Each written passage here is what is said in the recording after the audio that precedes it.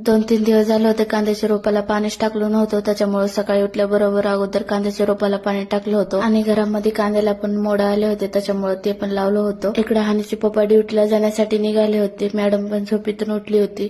पप्पा ड्युटीला जाणार म्हणले की तर मॅडम तर रडणं चालू होते, त्याच्यामुळे बाहेर घेऊन बसले होते. पण हॉलमध्ये तर इतकं जास्त धिंगाणा झालं होतं की तुम्हाला ते दिसतच असेल, त्याच्यामुळे संपूर्ण धिंगाणा साफ करायला काढलं होतं. मी ना हप्त्यामध्ये एकतर वेळेस संपूर्ण सामान काढून चांगलं ठेवते, तरी पण शेवटी कसं व्हायचं तसंच होऊन बसते संपूर्ण धिंगाणा. मला तर खूप जास्त कंटाळा येते, तरी पण हे धिंगाणा ठेवले की चांगलं वाटत नाही, त्याच्यामुळे सगळं साफ करावंच लागते. तुम्हाला वाटलं असेल की हानी मला काम कसे करून दिले, तर थांबा तुम्हाला दाखवतो. मॅडम तर माझ्या अगोदरच पसारा टाकून बसली होती. काम संपूर्ण तर झालं होतं, पण ह्या कामामुळे तर माझं अवतार इतकं गलीत झालं होतं की बघावंच वाटलं नव्हतं.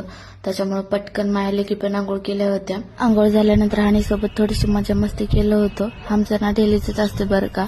आंघोळ झाल्यानंतर थोडीशी कामिनांसोबत मजा मस्ती करावंच लागते. माया लेकीचं तर मजा मस्ती करायचं संपलं होतं. देवाची पूजा पण करायची होती, पण आणि मला काय पूजा करून देत नव्हती, त्याच्यामुळे तिला उचलून घेऊनच पूजा करावं लागलं होतं. मग पूजा पण झाली होती. माया लेकी पण देवाच्या पाया पडल्या होत्या.